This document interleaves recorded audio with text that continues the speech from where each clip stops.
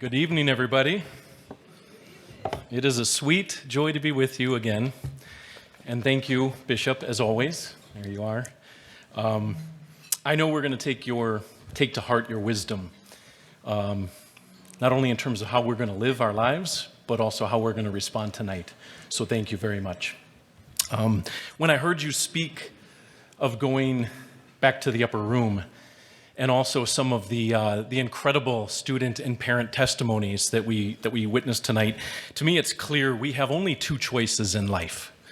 We either anchor ourselves to God, which is our theme tonight, or we unmoor ourselves from Him. And we either stand for something or somebody, or we're going to fall for anything. Right now, society is deeply confused whether to be anchored or unmoored. Consider the toll of this on our children, even those from Christian homes, when they're being battered daily with upside-down ideas. For every one convert joining the church today, 6 more Catholics leave. And that's the vast majority of those are our youth. Or up to 70% or more of Christian teenagers disengage with the faith as they progress through college. They lack a critical foundation. They lack a purpose-driven life with God in the driver's seat. Yet only with Christ do we have a happy future. So if we're committed to creating a brighter future, then we need to act boldly now. Because if our children continue to be taken up by confusion, then we are in trouble. Our religious and civil rights and liberties are in trouble. The integrity of family life, strength of our business, and a secure future are in trouble. Open and respectful discourse and key relationships of trust in education, medicine, government, and law are in trouble. Salvation itself is in trouble. But despite these real perils, I still have a deep joy in my soul because Christ is still in charge. And we have 500 friends in this room who are ready for this moment, and many more besides. But Joe, you might ask, just sum it up for me. What's the big takeaway? And this is what I'd respond. I'd say formation matters. Kids can't wait to get a great formation, one that is rooted in God. God doesn't call the equipped. He equips those whom He calls. And so at St. Ambrose, we don't want children falling for anything. We strive to instill the clarity, charity, and coherency of all truth so they can carry out God's plan and purpose in the world. What can you do to help us? You can help us fight. You can help us fight for our kids, fight for our church, fight for our country. It is not enough to have faith. It is necessary to live and teach and invest in the faith. Today is the day to stand up and declare what kind of Christian communities do we want for our children and our teenagers? Where will our kids go to get the clarity and wisdom over noise and emptiness, if not here?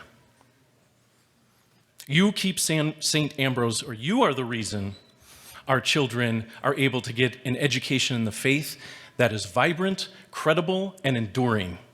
You keep St. Ambrose affordable. You help us retain the best faculty. You enable us to grow in size and impact. And without question, this impact is huge in continuing, creating, and saving a brighter future. You've seen that and you've heard that tonight. Fact is, though, over half of our families cannot afford our tuition, even at $9,000, which is far less than most private high schools.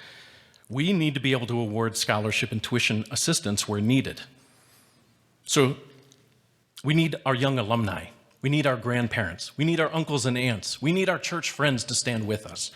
We need people who are committed to renewing the church and society as whole. So here's the opportunity and challenge tonight.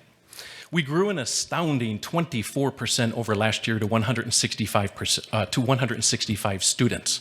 The growth is unstoppable.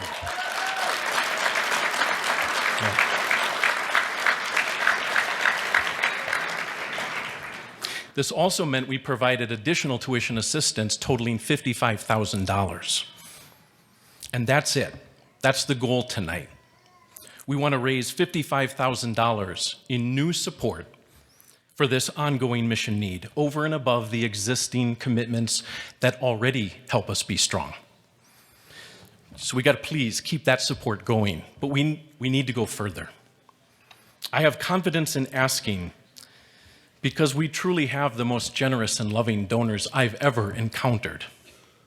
And we have a lot of new friends in the room with us tonight as well. This is the most important battle of our time. Can you start or upgrade a monthly donation, perhaps in addition to a one-time gift this evening? Or can you start a new scholarship in the amount of $9,000 in honor of a family member or a favorite saint? Or how about a half scholarship? We have 3 alumni now doing this for the school. Can you transfer a security or other non-cash asset in order to get a benefit by year end? Let's give freely. Let's give generously for these children. I'd love if you would try to find a student in the audience right now and look them straight in the eye and see the joy, see the brightness, see their future, see our future. And then let's fight for the dream that we're creating and building together. Please take a few minutes now to complete a gift envelope on the tables in front of you. They're pretty self-explanatory. There are options for a one-time gift or a monthly gift. If you wish to increase an existing monthly gift on file, then just please specify what you'd like the new total amount to be, or to have us charge or withdraw. And you can also indicate on there if you want me to contact you to make a gift of security or a non-cash asset gift, or even gifts of cryptocurrency these days. Every support matters, every amount matters, and every child's formation matters. So please join now, give now, fight now, and God will take care of the rest. Thank you for your incredible presence and your response. In a few moments, our students will come around and collect your envelopes, and we wish you a very blessed and merry Advent and then Christmas. Thank you. Good night.